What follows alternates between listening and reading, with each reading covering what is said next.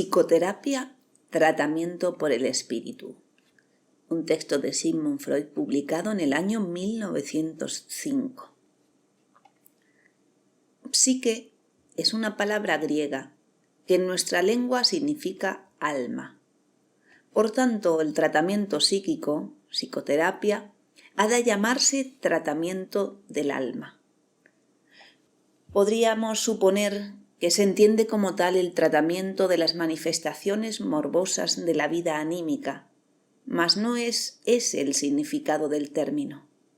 Tratamiento psíquico denota más bien el tratamiento desde el alma, un tratamiento de los trastornos anímicos, tanto como corporales, con medios que actúan directa e indirectamente sobre lo anímico del ser humano. Un medio semejante es ante todo la palabra. Y las palabras son, en efecto, los instrumentos esenciales del tratamiento anímico. El profano seguramente hallará difícil comprender que los trastornos patológicos del cuerpo y del alma puedan ser eliminados por medio de las meras palabras del médico. Supondrá sin duda que se espera de él una fe ciega en el poder de la magia. Y no estará del todo errado, pues las palabras que usamos cotidianamente no son otra cosa sino magia atenuada. Mas será necesario que nos explayemos un tanto para explicar cómo la ciencia ha logrado restituir a la palabra humana una parte por lo menos de su antigua fuerza mágica. Aún los médicos científicamente instruidos han llegado solo recientemente a reconocer el valor del tratamiento anímico. Ello se explica con facilidad recordando el desarrollo que la medicina siguió durante el último medio siglo. Después de una época bastante estéril, durante la cual estuvo subordinada a la sediciente filosofía de la naturaleza, la medicina realizó bajo la feliz influencia de las ciencias naturales los más grandes progresos como ciencia y como arte. Exploró la estructuración de los organismos a partir de unidades microscópicamente pequeñas, las células. Llegó a comprender física y químicamente cada uno de los mecanismos vitales, las funciones. Diferenció las modificaciones visibles y palpables de las partes del cuerpo que originan los distintos procesos patológicos. Y por otro lado, descubrió también los signos por medio de los cuales los procesos patológicos más ocultos se traducen ya en el ser vivo. Finalmente, reveló gran número de agentes patógenos animados y con ayuda de estos nuevos conocimientos logró reducir en medida extraordinaria los riesgos de las intervenciones operatorias más serias. Todos estos progresos y descubrimientos se refirieron a lo somático en el ser humano, y así se llegó, debido a una equivocada pero fácilmente comprensible orientación del juicio, a que los médicos restringieran su interés a lo somático y abandonaran el estudio de lo psíquico a los tan menospreciados filósofos. La moderna medicina tuvo, por cierto, motivos suficientes para estudiar la innegable vinculación entre lo corporal y lo anímico. Pero al abordarla, nunca dejó de representar lo anímico como algo determinado por lo somático y dependiente de éste. Así, se destacó siempre que las funciones espirituales dependen de la preexistencia de un cerebro normalmente desarrollado y suficientemente nutrido, siendo perturbadas aquellas por cualquier afección de este órgano. Que la introducción de tóxicos en la circulación permite despertar determinados estados psicopatológicos, o bien, en escala menor, que los sueños del durmiente pueden ser modificados de acuerdo con los estímulos que experimentalmente se hace actuar sobre aquel. La relación entre lo somático y lo anímico es en el animal como en el hombre una interacción recíproca, pero su otra cara, la acción de lo anímico sobre el cuerpo, resultó en los primeros tiempos poco grata a los médicos. Parecían resistirse a conceder cierta autonomía a la vida anímica, como si con ello se vieran expuestos a abandonar el firme terreno de lo científico. Esta orientación unilateral de la medicina hacia lo somático, experimentó en el último decenio y medio una paulatina modificación surgida directamente de la medicina práctica. Existe en efecto un grupo muy numeroso de enfermos leves o graves cuyos continuos trastornos y padecimientos plantean graves problemas a la habilidad del médico, a pesar de que ni en condiciones clínicas ni en el examen postmortal permiten descubrir signos tangibles o visibles de un proceso patológico pese a todos los adelantos de los métodos de exploración que aplica la medicina científica. Determinado grupo de estos enfermos se destaca por la variedad y la exuberancia del cuadro clínico. Son personas que no pueden realizar ningún esfuerzo mental a causa de sus dolores de cabeza o de su falta de concentración. Los ojos le duelen al leer, las piernas se le fatigan al caminar, sintiéndolas sordamente doloridas y como embotadas. Su digestión está perturbada por sensaciones molestas, por eructos o por espasmos gástricos. Las evacuaciones solo las realizan con ayuda de medicamentos. Dormir les resulta imposible. Todos estos trastornos pueden presentarlos simultánea, sucesiva o solo parcialmente, mas en todos los casos se trata a todas luces de una y la misma enfermedad. Además, los síntomas suelen ser muy variables y sustituirse o sucederse mutuamente. El mismo enfermo que hasta el momento estaba impedido de trabajar por los dolores de cabeza, sin que lo molestara su digestión, puede sentirse al día siguiente totalmente aliviado de aquellos. Pero desde ese instante no soportará, por ejemplo, casi ningún alimento. Los trastornos también pueden desaparecer súbitamente ante una modificación profunda de sus condiciones de vida. En un viaje, por ejemplo, podrá sentirse muy bien y saborear sin trastornos las más diversas comidas, pero apenas vuelto a su casa, debe limitarse a ingerir leche cuajada. En algunos de estos enfermos, el trastorno, un dolor, una debilidad paralizante, hasta puede trocar de pronto el lado del cuerpo afectado, saltando del derecho a la misma región del brazo izquierdo. Mas en todos los casos es posible confirmar que los síntomas se hallan bajo la influencia directa de las excitaciones, de las conmociones emocionales, las preocupaciones, etc., y que pueden desaparecer cediendo la plaza a una perfecta salud, sin dejar rastro alguno, aunque sean de larga data. Por fin, la investigación médica ha llegado a revelar que tales personas no deben ser consideradas ni tratadas como enfermos del estómago, de la vista, etc., sino que nos encontramos en ellos con una afección del sistema nervioso en su totalidad. Sin embargo, el estudio del cerebro y de los nervios no ha permitido hallar hasta ahora ninguna modificación apreciable y ciertos rasgos del cuadro clínico aún excluyen totalmente la posibilidad de que en el futuro, disponiendo de medios de exploración más sutiles, se llegue a demostrar tales alteraciones susceptibles de explicar los aspectos clínicos de la enfermedad. Estos estados han sido calificados de nerviosidad, neurastenia, histeria, y considerados como padecimientos meramente funcionales del sistema nervioso.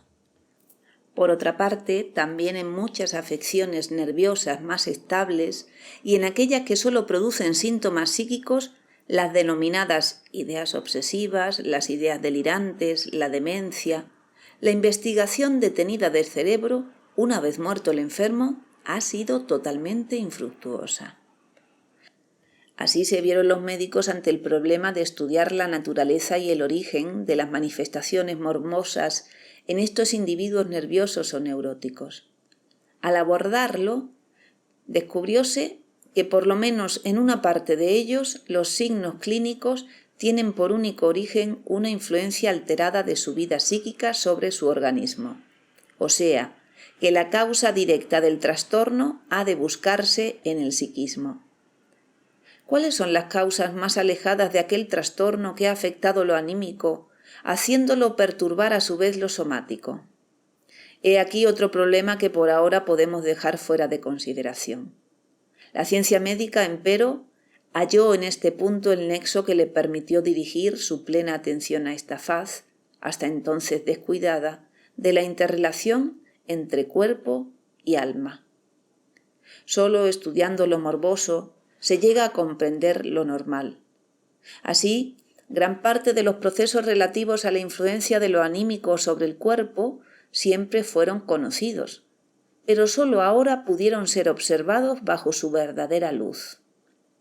El ejemplo más común de acción psíquica sobre el cuerpo observable siempre y en cualquier individuo nos lo ofrece la denominada expresión de las emociones. Casi todos los estados anímicos de una persona se exteriorizan por tensiones y relajamientos de su musculatura facial, por la orientación de sus ojos, la ingurgitación de su piel, la actividad de su aparato vocal y las actitudes de sus miembros, ante todo de sus manos.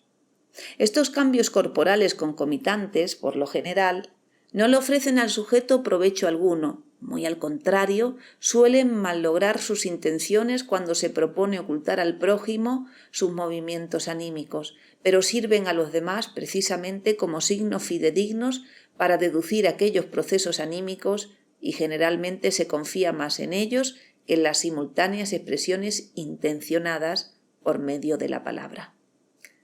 Si se logra observar detenidamente a una persona en el curso de ciertas actividades psíquicas, se hallan otras consecuencias somáticas de las mismas en las alteraciones de su actividad cardíaca, en las fluctuaciones de la distribución sanguínea en el organismo y en otros fenómenos semejantes. En numerosos estados anímicos que se denominan afectos, la participación del cuerpo es tan notable y espectacular que muchos psicólogos han llegado a aceptar que la esencia de los afectos residiría únicamente en estas sus manifestaciones corporales. Son de todos conocidas las extraordinarias alteraciones de la expresión facial, de la circulación sanguínea, de las secreciones, del estado excitativo de la musculatura voluntaria, que pueden producirse bajo la influencia del miedo, de la ira, del dolor anímico, del éxtasis sexual y de otras emociones. Menos conocidas pero absolutamente indudables son otras acciones somáticas de los afectos que ya no forman parte de la expresión directa de los mismos. Así, ciertos estados afectivos permanentes de naturaleza penosa o, como suele decirse, depresiva, como la congoja, las preocupaciones y la aflicción, reducen en su totalidad la nutrición del organismo, llevan al encanecimiento precoz, a la desaparición del tejido adiposo y a alteraciones patológicas de los vasos sanguíneos. Recíprocamente, bajo la influencia de excitaciones gozosas de la felicidad, se observa cómo todo el organismo florece y la persona recupera algunas manifestaciones de la juventud. Los grandes afectos tienen evidentemente íntima relación con la capacidad de resistencia frente a las enfermedades infecciosas. Buen ejemplo de ello es la observación, efectuada por médicos militares, de que la susceptibilidad a las enfermedades epidémicas y a la disentería es mucho mayor entre los contingentes de un ejército derrotado que entre los vencedores.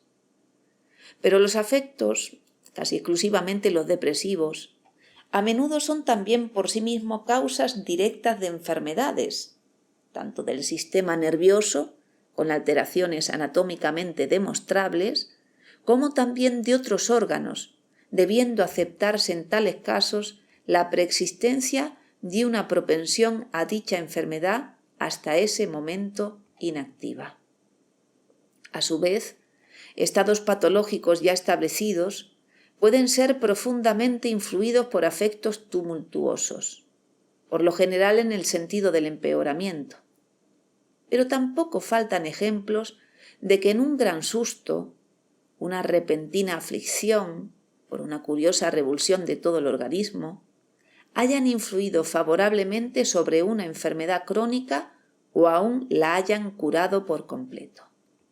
Por fin, no cabe duda de que la duración de la vida puede ser considerablemente abreviada por afectos depresivos y que un susto violento, una injuria, una ofensa son susceptibles de poner repentino fin a la existencia. Por extraño que parezca, esta última repercusión se observa también en ocasiones a consecuencia de una grande e inesperada alegría. Los afectos, en sentido estricto, se caracterizan por una muy particular vinculación con los procesos corporales. Pero en realidad, todos los estados anímicos, incluso aquellos que solemos considerar como procesos intelectivos, también son en cierto modo afectivos, y a ninguno le falta la expresión somática y la capacidad de alterar procesos corporales. Hasta en el pensamiento más reposado, por medio de representaciones, se descargan continuamente, de acuerdo con el contenido de dichas representaciones, estímulos hacia los músculos lisos y estriados que se pueden revelar por medio de una adecuada intensificación y que permiten explicar numerosos fenómenos harto notables, pretendidamente sobrenaturales. Así se explica, entre otros fenómenos, la denominada adivinación del pensamiento por los pequeños movimientos involuntarios que realiza el médium durante la experiencia, consistente, por ejemplo, en dejarse guiar por él hacia un objeto escondido. Todo este fenómeno merece más bien el calificativo de revelación del pensamiento. Los procesos de la voluntad y de la atención son asimismo susceptibles de influir profundamente sobre los procesos corporales y de desempeñar un gran papel como estimulantes o inhibidores de enfermedades orgánicas. Un cerebrado médico inglés ha dicho de sí mismo que consigue provocar las más diversas sensaciones y dolores en cualquier parte de su cuerpo a la cual dirija la atención, y la mayoría de los seres parecen tener parecida capacidad. Al considerar los dolores, que por lo común se incluyen entre las manifestaciones somáticas, siempre debe tenerse en cuenta su estrecha dependencia de las condiciones anímicas. Los profanos, que tienden a englobar tales influencias psíquicas bajo el rótulo de imaginación, suelen tener poco respeto a los dolores imaginarios, en contraste con los provocados por heridas, enfermedad o inflamación. Pero ello es flagrantemente injusto. Cualquiera que sea la causa del dolor, aunque se trate de la imaginación, los dolores mismos no por ello son menos reales y menos violentos. Tal como los dolores pueden ser provocados o exacerbados dirigiendo la atención sobre ellos, también desaparecen al apartarse ésta. Dicha experiencia se aplica comúnmente para calmar a un niño dolorido. El guerrero adulto no siente el dolor de sus heridas en el febril ardor del combate. Es muy probable que el mártir, en la exaltación de sus sentimientos religiosos, en la sumisión de todos sus pensamientos hacia la recompensa celestial que le espera, se torne totalmente insensible al dolor de su tormento. No es tan fácil abonar por medio de ejemplos la influencia de la voluntad sobre los procesos morbosos orgánicos, pero es muy posible que el propósito de sanar o la voluntad de morir no carezcan de importancia para el desenlace de algunas enfermedades aún graves y de dudoso carácter. Un especialísimo interés reviste el estado anímico de la expectación, merced al cual toda una serie de las más activas fuerzas psíquicas pueden ponerse en juego para determinar la provocación y la curación de afecciones corporales. No cabe duda con respecto al papel de la expectación ansiosa, y sería importante establecer con certeza si tiene efectivamente la influencia que se le atribuye en relación con las enfermedades, si, por ejemplo, es cierto que durante el dominio de una epidemia los más expuestos son precisamente los que más temen contraer la infección. El estado opuesto, la expectación confiada o esperanzada, es una fuerza curativa con la que en realidad tenemos que contar en todos nuestros esfuerzos terapéuticos o curativos. No de otro modo se podría explicar los peculiares efectos que observamos con los medicamentos y con otras intervenciones terapéuticas. Donde la expectación confiada es más notable es en las denominadas curas milagrosas, que aún hoy tenemos oportunidad de comprobar sin intervención alguna del arte médica. Las verdaderas curas milagrosas se producen en creyentes bajo la influencia de ceremonias destinadas a exaltar los sentimientos religiosos, o bien en los sitios de veneración de imágenes milagrosas, donde un personaje santo o divino se ha mostrado a las criaturas humanas y les ha prometido alivio a sus sufrimientos en recompensa de su adoración, o bien donde se guardan como un tesoro las reliquias de algún santo. La fe religiosa, por sí sola, no parece hallar fácil el desplazamiento de la enfermedad con la única ayuda de la expectación, pues en todas las curas milagrosas suelen intervenir además otras ceremonias o actividades. Así, las épocas en que se recurre a la benevolencia divina deben caracterizarse por determinadas relaciones. Los esfuerzos corporales que se impone el propio enfermo, como las molestias y los sacrificios de la peregrinación, deben hacerlo particularmente merecedor de dicha benevolencia. Sería cómodo, pero harto inexacto, si se pretendiera retirar todo crédito a estas curas milagrosas, explicando las noticias sobre las mismas por una combinación de artimañas piadosas y observaciones imprecisas. Por más frecuentes que sean los casos en los cuales esta explicación es acertada, no por ello queda excluido el hecho real de las curas milagrosas. Estas ocurren efectivamente, siempre han ocurrido, y no solo afectan los padecimientos de origen anímico, que podrían tener origen en la imaginación, o sea, que podrían ser particularmente influidos por las circunstancias de la peregrinación, sino que también influyen sobre las enfermedades orgánicamente fundadas que hasta ese momento habían resistido a todos los esfuerzos médicos. Para explicar las curaciones milagrosas, no es necesario, sin embargo, recurrir a factores distintos de los poderes anímicos. En efecto, aún bajo estas condiciones no se manifiestan reacciones que podrían resultar incomprensibles a nuestro raciocinio. Todo ocurre en forma natural. El poderío de la fe religiosa experimenta aquí un reforzamiento en virtud de varias fuerzas impulsoras de índole genuinamente humana. La fe piadosa del individuo es exaltada por el entusiasmo de la multitud, sumido en cuyo seno aquel suele acercarse al santuario. Merced a ese efecto de masas, todos los movimientos del alma humana individual pueden exaltarse hasta lo desmesurado. Cuando una persona aislada busca su curación en un lugar milagroso, la influencia de la multitud es sustituida por la fama.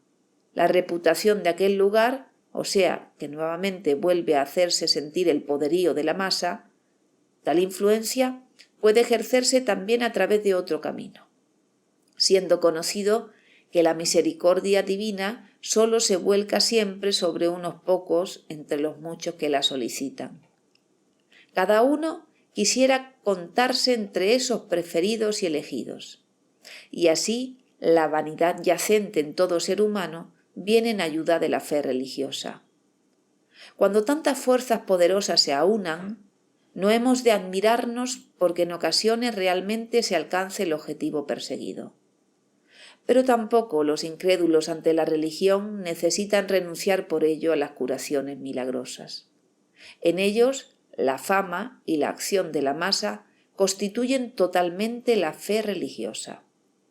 Siempre existen tratamientos y médicos de moda que dominan particularmente a la alta sociedad, donde el afán de contarse entre los primeros y de emular a los más encumbrados constituye la más poderosa fuerza impulsora del alma. Tales tratamientos de moda tienen efectos absolutamente ajenos a su acción propia, y un mismo recurso terapéutico en manos de un médico de moda conocido quizá por haber asistido a un personaje destacado, tiene una acción mucho más poderosa que si fuera aplicado por otros médicos. Así, existen milagreros seglares, a semejanza de los sagrados, con la única diferencia de que aquellos encumbrados por el favor de la moda y de la imitación se gastan rápidamente como corresponde a la naturaleza de las fuerzas que obran en su favor. La comprensible disconformidad con el arte médica, tan ineficiente a menudo, y quizá también la sublevación interior contra el carácter autoritario del pensamiento científico, que enfrenta al hombre con la inexorabilidad de la naturaleza, han creado siempre, y también de nuevo en nuestros días, una extraña condición para la posible influencia terapéutica, tanto de las personas como de los recursos curativos. En efecto, solo llega a establecerse una sólida expectación confiada, una esperanza en la curación, cuando el terapeuta no es médico, y más aún, cuando puede vanagloriarse de ignorar los fundamentos científicos de la terapéutica, o tratándose de remedios, cuando no han sido aprobados por ensayos minuciosos, sino que los recomienda únicamente la preferencia popular. De ahí el sinnúmero de artes y de practicantes naturistas que vuelven a competir con los médicos en el ejercicio de su profesión y de los cuales podemos afirmar, por lo menos con ciertos visos de certeza, que dañan a los enfermos con más frecuencia que los benefician. Si así hallamos allí un motivo para condenar la expectación confiada del enfermo, no olvidemos tampoco que la misma fuerza apoya siempre nuestros propios esfuerzos médicos. La eficacia de quizá todos los medios que el médico prescribe, de todas las intervenciones que realiza, se compone de dos partes. La una, ora mayor, ora menor, pero nunca desdeñable, está representada por la acción psíquica del enfermo. La expectación confiada con que viene al encuentro de la influencia directa ejercida por el agente terapéutico depende, por un lado, de la magnitud de su propio anhelo de curación y, por el otro, de su confianza en haber emprendido los pasos adecuados para alcanzarla, o sea, de su respeto ante el arte médica en general y del poderío que conceda la persona de su médico, así como de la simpatía puramente humana que ésta sepa despertar en él. Hay médicos más capaces que otros para conquistar la confianza del enfermo. En tal caso, el paciente ya percibe un alivio cuando ve al médico aproximarse a su lecho. Siempre, en tiempos pasados, mucho más aún que en el presente, los médicos han practicado la psicoterapia. Si comprendemos como tal los esfuerzos encaminados a despertar en el enfermo las condiciones y los estados psíquicos favorables a la curación, entonces esa forma de tratamiento médico es históricamente la más antigua. Los pueblos primitivos apenas disponían de algo más que de la psicoterapia. Además, nunca dejaban de apoyar el efecto de los brebajes curativos y de las maniobras terapéuticas por medio de un insistente tratamiento psíquico. La conocida aplicación de fórmulas mágicas, las abluciones purificadoras, la suscitación de sueños proféticos, haciendo dormir al paciente en el recinto del templo, etc., solo pueden haber actuado terapéuticamente por vía psíquica. La persona misma del médico se crea un respeto derivado directamente del poder divino, pues en sus orígenes el arte terapéutica estaba exclusivamente en manos de los sacerdotes. Así entonces como ahora, la personalidad del médico era uno de los factores cardinales para crear en el enfermo el estado anímico favorable a la curación. Comenzamos ahora a comprender también, en todo su alcance, la magia de la palabra. En efecto, la palabra es el medio más poderoso que permite a un hombre influir sobre otro. La palabra es un excelente recurso para despertar movimientos anímicos en su destinatario, y por eso ya no nos parecerá tan enigmática la afirmación de que la magia de la palabra pueda eliminar manifestaciones morbosas, particularmente aquellas que reposan a su vez en estados anímicos. Todas las influencias psíquicas que han demostrado ser eficaces para la eliminación de la enfermedad poseen cierto elemento de inconstancia. Los afectos, la orientación de la voluntad, el alejamiento de la atención, la expectación confiada, todos estos poderes que en ocasiones anulan la enfermedad, no lo hacen en otros casos, sin que su variable eficacia pudiera atribuirse a la índole del mal. Se trata, evidentemente, de la soberana personalidad, psíquicamente tan distinta en cada caso, que se opone a la regularidad y constancia de la eficacia terapéutica. Desde que los médicos han reconocido la importancia del estado anímico para la curación, nada más natural que esforzarse por imponer deliberadamente, por medios adecuados, el estado anímico más favorable, en lugar de dejar librada al paciente la magnitud de la disposición anímica que pueda aportar a los recursos terapéuticos. Con dichos esfuerzos tuvo su comienzo el moderno tratamiento por el espíritu. Resulta así toda una serie de formas terapéuticas, algunas de ellas evidentes, otras sólo comprensibles sobre la base de complicadas premisas. Así, es evidente y natural que el médico, que ya no puede despertar admiración en calidad de sacerdote o de portador de una ciencia oculta, oriente su personalidad de manera tal que pueda cautivar la confianza y buena parte de la simpatía de su paciente. En estas condiciones, sólo ha de servir a una eficaz selección si tal resultado se alcanza únicamente en un número limitado de enfermos, mientras que los demás, por su grado de cultura o por su simpatía, se sienten atraídos por otros médicos. Mas la abolición de la libre elección del médico elimina una importante condición de la influencia psíquica sobre el enfermo. Toda una serie de recursos psíquicos sumamente eficaces se sustraen por fuerza a la acción del médico, ya sea porque no tiene el poder o porque carece del derecho de aplicarlos. Esto rige, ante todo, para la provocación de fuertes afectos, es decir, de los recursos más importantes por medio de los cuales lo psíquico actúa sobre lo somático. El destino cura a menudo enfermedades mediante conmociones felices, por la satisfacción de necesidades, la realización de deseos. Con él no puede competir el médico, que fuera de su arte específica suele estar condenado a la impotencia.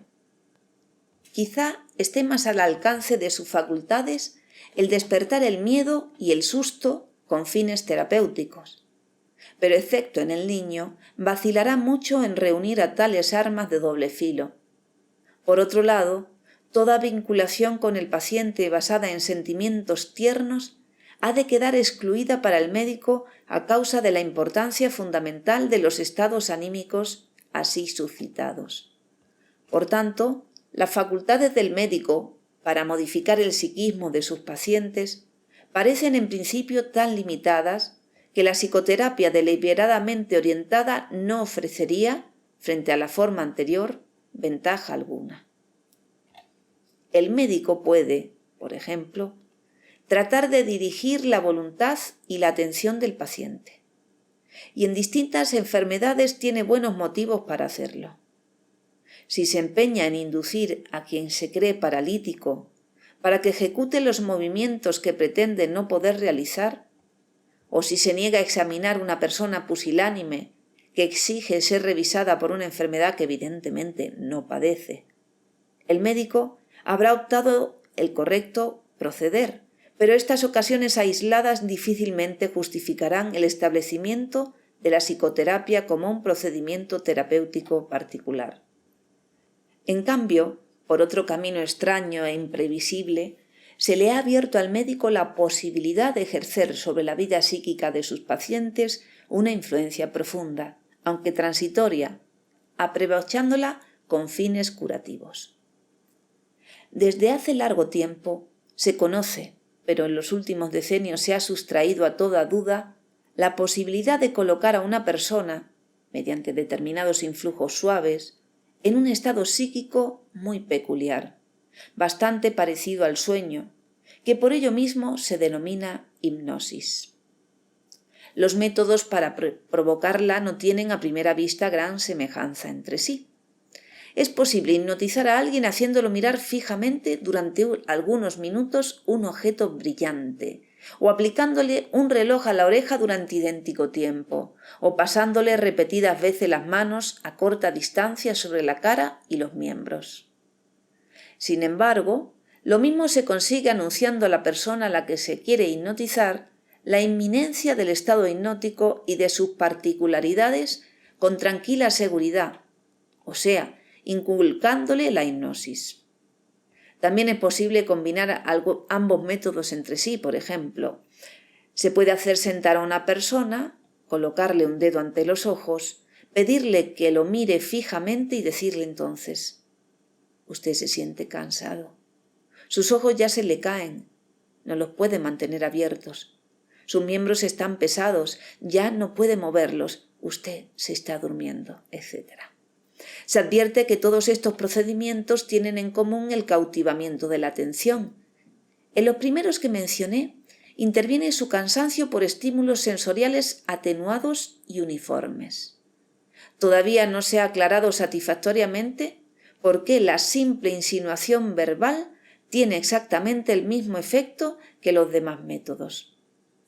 Los hipnotizadores expertos afirman que de tal modo es posible despertar una modificación evidentemente hipnótica en alrededor del 80% de las personas. No existen indicios que permitan predecir qué personas son hipnotizables y cuáles son refractarias. Entre las condiciones de la hipnosis no se cuentan en modo alguno las enfermedades. Los seres normales serían hipnotizables con particular facilidad, y de los nerviosos muchos son sumamente reacios a la hipnosis, mientras que los enfermos mentales son totalmente refractarios. El estado hipnótico tiene muy distintas gradaciones. En su grado más leve, el hipnotizado solo siente un ligero adormecimiento. El grado más profundo, caracterizado por particularidades muy especiales, se denomina sonambulismo, en virtud de su semejanza con el fenómeno natural del mismo nombre. Sin embargo, la hipnosis no es ni mucho menos un sueño como el de nuestro nocturno dormir, ni como el artificial provocado por hipnóticos. Aparecen en aquella ciertas modificaciones y se conservan funciones psíquicas que están abolidas en el sueño normal. Algunas manifestaciones de la hipnosis, como por ejemplo las modificaciones de la actividad muscular, tienen solo interés científico. Pero el signo más importante de la hipnosis y el de mayor valor para nosotros radica en la conducta del hipnotizado frente a su hipnotizador. En efecto, mientras el sujeto se conduce con respecto al mundo exterior como un durmiente, o sea, que le sustrae todos sus sentidos, se mantiene despierto para la persona que lo ha colocado en hipnosis y solo ve, comprende y responde a ésta. Este fenómeno, que se denomina rapport en la hipnosis, tiene su parangón en la forma en que duermen ciertas personas. Por ejemplo, la madre que amamanta a su hijo.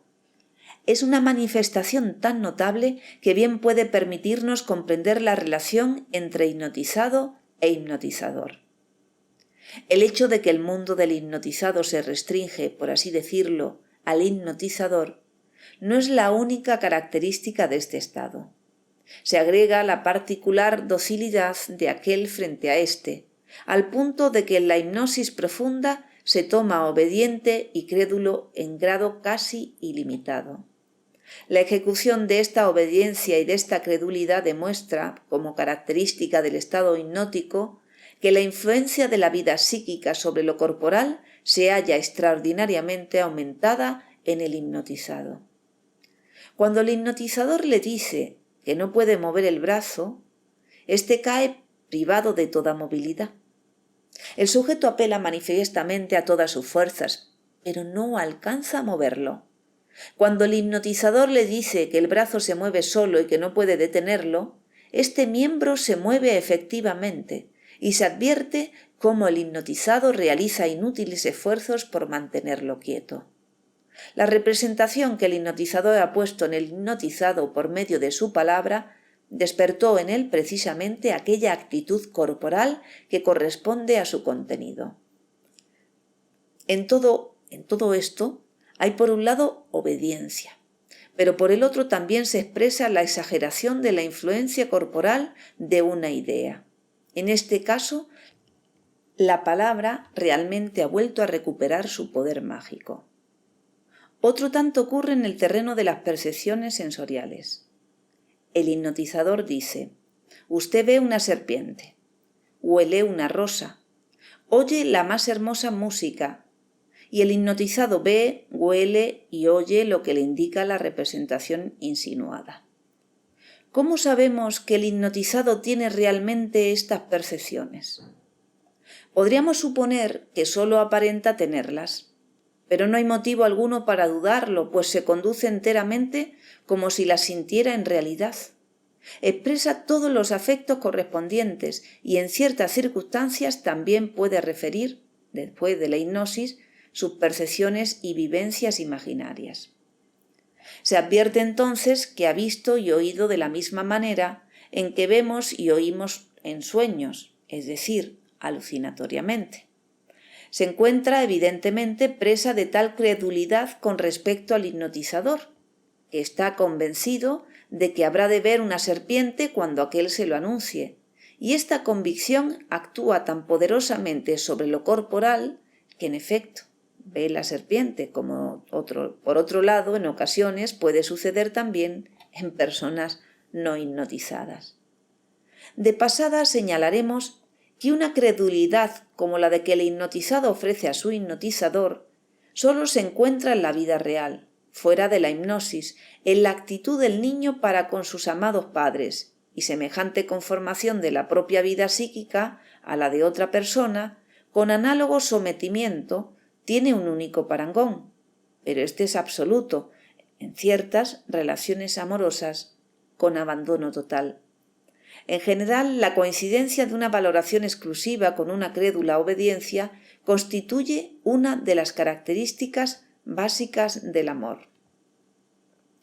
Aún resta por decir acerca del estado hipnótico algo. El discurso del hipnotizador, que ejerce en forma casi mágica los efectos descritos, se denomina sugestión, habiéndose adoptado la costumbre de aplicar también este término cuando existe tan solo el propósito de despertar un efecto análogo. Igual que el movimiento y la sensibilidad, también las restantes actividades psíquicas del hipnotizado obedecen a esta sugestión, mientras que no suele efectuar ningún acto por propia iniciativa.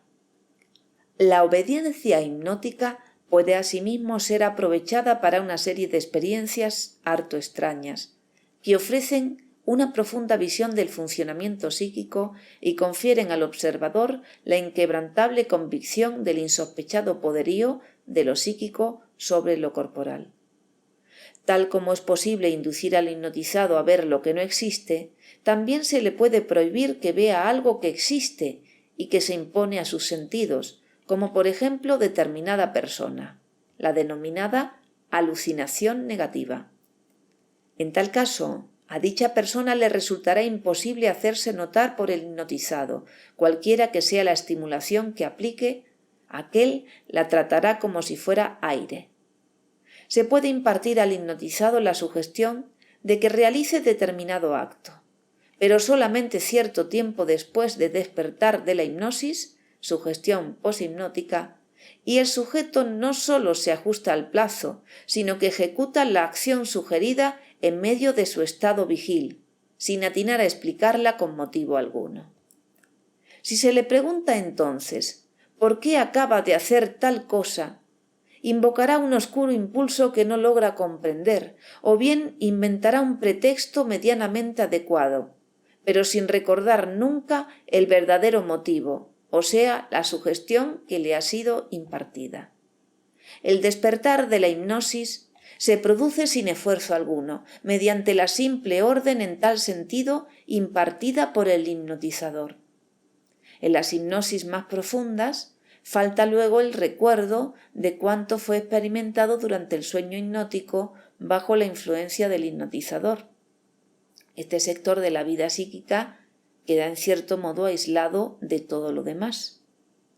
Otros sujetos hipnotizados conservan un recuerdo nebuloso, y otros aún, si bien lo recuerdan todo, manifiestan haberse encontrado bajo el dominio de un imperio psíquico contra el que no había resistencia posible.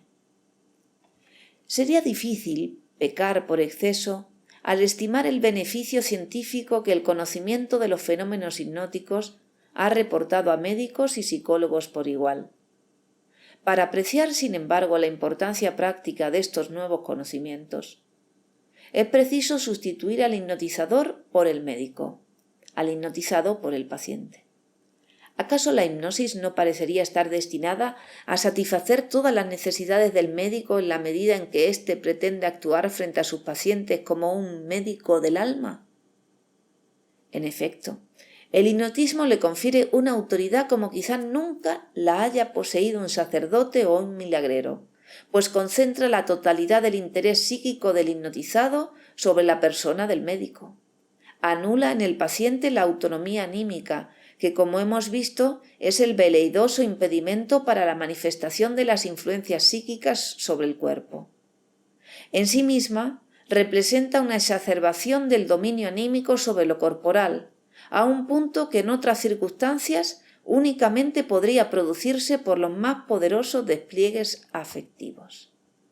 Finalmente, la posibilidad de que todo lo infundido al paciente durante la hipnosis solo llegue a manifestarse más tarde en el estado normal, lo que llamamos sugestión post-hipnótica, pone en manos del médico un recurso para aplicar su enorme poderío durante la hipnosis, a fin de modificar el estado y la conducta del paciente en su vida vigil. He aquí pues un ejemplo muy simple del tipo de curación que se alcanza por medio del tratamiento anímico. El médico coloca al paciente en el estado hipnótico, le imparte la sugestión adaptada a las circunstancias particulares de cada caso, de que no se halla el enfermo, de que una vez despierto ya nada sentirá de sus padecimientos. Lo despierta luego y puede confiar en que la sugestión ha cumplido su influencia frente a la enfermedad. Si una sola intervención de esta índole no bastara, podría repetirse idéntico procedimiento un suficiente número de veces. ¿Qué ocurre? Un solo escrúpulo sería susceptible de inducir tanto al médico como al paciente a la abstención de un método terapéutico tan promisorio, ¿no? Que nos promete tanto. Si resultara que la inducción de la hipnosis fuese un arma de doble filo, malogrando su utilidad con un prejuicio en otro respecto, como por ejemplo dejando tras de sí un permanente trastorno o debilitamiento en la vida psíquica del paciente. Las experiencias hasta ahora realizadas bastan ya para excluir esta reserva. Las hipnotizaciones aisladas son absolutamente inocuas y aún su repetición frecuente no ejerce en general efectos malignos. Solo cabe destacar una consecuencia. Cuando las circunstancias exigen la aplicación continuada de la hipnosis, se establece una habituación a la misma y cierta dependencia del médico hipnotizante que no se contaba entre los propósitos iniciales del tratamiento. El tratamiento hipnótico implica realmente una considerable ampliación del campo de la actividad terapéutica y con ello un progreso del arte curativa. Es lícito aconsejar a todo enfermo recurrir al mismo siempre que sea ejercido por un médico experto y digno de confianza. Sin embargo, sería preciso aplicar la hipnosis en una forma muy distinta de la que hoy suele prevalecer. Por lo común, se recurre únicamente a este método cuando todos los demás recursos han fracasado, cuando el enfermo ya se encuentra abatido y decepcionado. Es entonces cuando abandona a su médico que no sabe o no quiere hipnotizar para recurrir a un médico desconocido que por lo común no practica ni conoce sino el hipnotismo. Ambas circunstancias son adversas para el paciente. El propio médico de cabecera debería estar familiarizado con la hipnosis terapéuticas y aplicarla desde un principio, cuando considere que el caso y la persona así lo indican. Dentro de los límites de sus indicaciones terapéuticas, el hipnotismo debería ocupar el mismo rango que los demás métodos curativos y no ser considerado como un último recurso ni como un rebajamiento de lo científico al nivel del charlatanismo. Mas la hipnosis terapéutica no solo es eficaz frente a todos los estados nerviosos y a los trastornos imaginarios, así como para el desacostumbramiento de los hábitos compulsivos como el alcoholismo, la polimorfanía y las aberraciones sexuales, sino también en muchas enfermedades orgánicas, aún en las inflamatorias, siempre que se tenga la perspectiva de eliminar los síntomas que más molestan al enfermo, como los dolores, la parálisis, etc., aun cuando persista el proceso básico y originario de los mismos. La selección de los casos apropiados para aplicar el método hipnótico ha de reposar siempre en el criterio del médico. Es llegado el momento de desvirtuar la impresión de que el recurso auxiliar de la hipnosis abriría al médico una época de cómoda actividad milagrera. En efecto, cabe considerar todavía múltiples circunstancias susceptibles de abatir considerablemente nuestra expectativa en cuanto a las posibilidades terapéuticas del hipnotismo, reduciendo también en el enfermo las esperanzas que en él pueden haberse despertado. En primer término, demuestra ser insostenible la premisa básica de que mediante la hipnosis lograríamos librar a los pacientes de la molesta autonomía psíquica vigente en su aparato anímico. Por el contrario, la conservan y la manifiestan ya en su actitud frente al intento de hipnotizarlos. Si antes hemos dicho que es posible hipnotizar al 80% aproximadamente de los seres humanos, cabe señalar que esta alta proporción únicamente se alcanza incluyendo entre los casos positivos a todos aquellos que evidencian solo un rastro de influenciación hipnótica. Las hipnosis realmente profundas, con docilidad total, como el ejemplo elegido para nuestra exposición, son en realidad raras y en todo caso no tan frecuentes como sería deseable en el interés de la terapéutica. Esta objeción se atenúa a su vez, recordando que la profundidad de la hipnosis y la docilidad a las sugestiones no son proporcionales entre sí, de modo que a menudo es dable observar un buen efecto sugestivo, aun con un ligero embotamiento hipnótico. Sin embargo, aunque se adopte la docilidad hipnótica por sí sola como elemento esencial de dicho estado, cabe admitir que las distintas personas evidencian su particularidad individual por dejarse influir solo hasta determinado grado de docilidad, en el cual se detienen tenazmente. Por otro lado, las distintas personas manifiestan susceptibilidades muy dispares a la hipnosis terapéutica.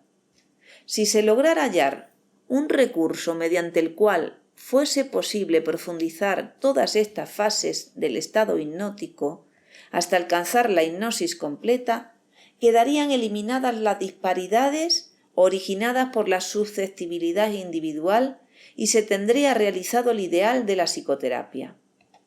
Mas este progreso no ha sido alcanzado aún, y el grado de docilidad accesible a la sugestión depende todavía mucho más del paciente que del médico, o sea que la acción terapéutica sigue estando librada al paciente.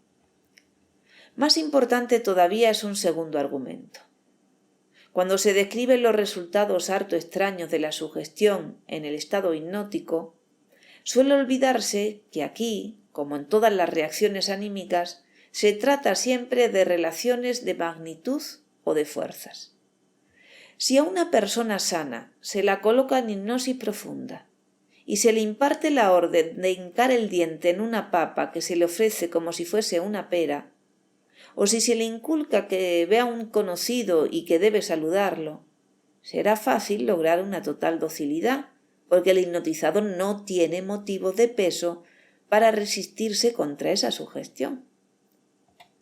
Otras órdenes, sin embargo, como por ejemplo la de desnudarse, impartida a una mujer habitualmente pudorosa, o la de robar un objeto valioso dada a un hombre honesto, permiten advertir en el hipnotizado una resistencia que puede llegar al punto de impedirle totalmente obedecer a la sugestión.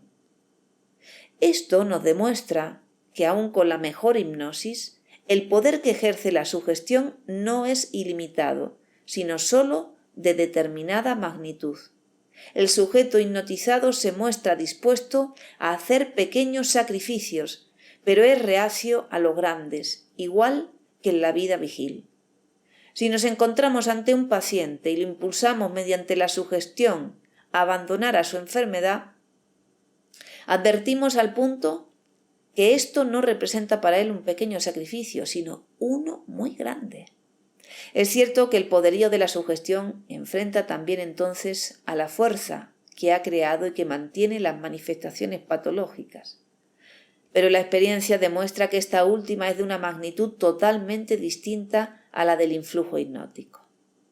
El mismo paciente que se adapta dócilmente a cualquier situación, no precisamente escandalosa, que le sea sugerida, puede mostrarse absolutamente reacio a la sugestión que pretende quitarle, por ejemplo, su parálisis imaginaria. A ello se agrega en la práctica la circunstancia de que precisamente los enfermos nerviosos suelen ser los menos hipnotizables, de modo que la lucha contra las poderosas fuerzas que afianzan la enfermedad en la vida anímica no puede ser emprendida con el pleno despliegue de la influencia hipnótica, sino sólo con una mínima parte de ésta. Por consiguiente, la sugestión no siempre tiene asegurado desde un principio el triunfo sobre la enfermedad, aun cuando se haya alcanzado la hipnosis y aunque ésta haya llegado a un nivel profundo. Queda todavía una lucha por librar, una contienda cuyo desenlace es a menudo incierto. De ahí que frente a los trastornos más graves de origen psíquico, nada se alcance con una sola hipnotización. Mas la repetición de ésta redunda en prejuicio de la impresión de milagro que el enfermo probablemente haya esperado.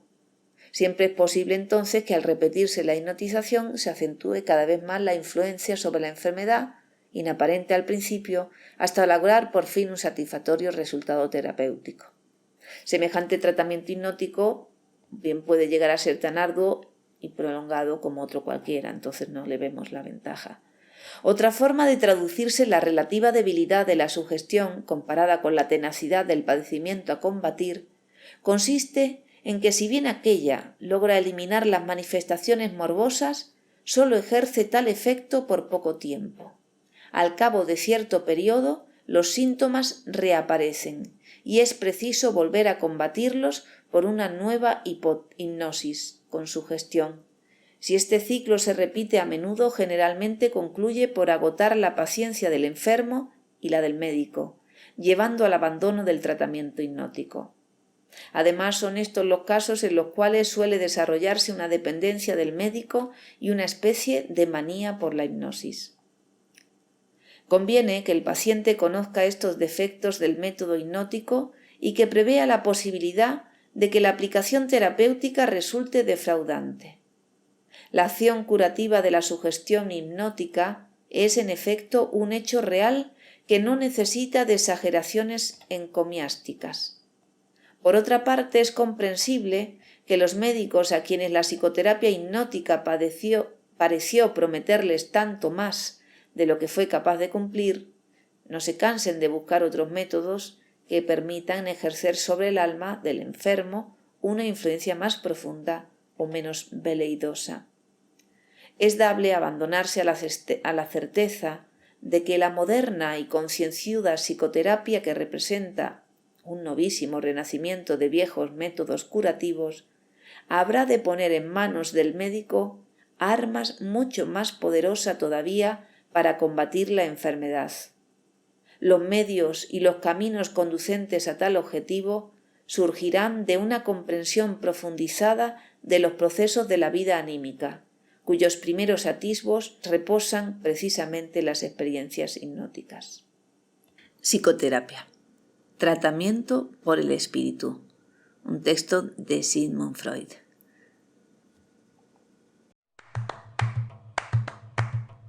Cada martes a las 10:15 de la noche, en hora española, tienes una cita con la Sexualidad Femenina Radio. Encuéntranos en YouTube, en Facebook o en Spotify. Participa con tus preguntas y comentarios en este espacio dedicado al psicoanálisis y a la sexualidad femenina. Por amor, un domingo fui a votar, después tuve sarampión. El lema de Grupo Cero es: si somos más, podemos ser mejores. Cada semana quedamos, conocemos a poetas, nos intercambiamos, reflexionamos juntos, siempre en buena compañía. A leer, aprender a leer y escribir poesía es un reto muy bonito. Nos encontramos una vez a la semana y la verdad es que está muy bien. Como dicen los poetas, cuantas más palabras se tengan, mejor se vive. Poco a poco vamos construyendo una visión y una propia voz, incluso poética. La poesía es la verdadera historia de los pueblos. Voy perdiendo la vergüenza al expresarme, porque también el grupo hace que se soporte eso. A mí el taller de poesía me encanta. Os recomiendo bastante. Si todo está destruido, no caben dudas. La única posibilidad es poética. Es una experiencia nueva.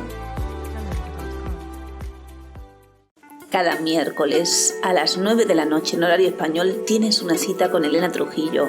Hablamos de psicoanálisis en YouTube y en Facebook en directo. Participa con tus comentarios. Te espero.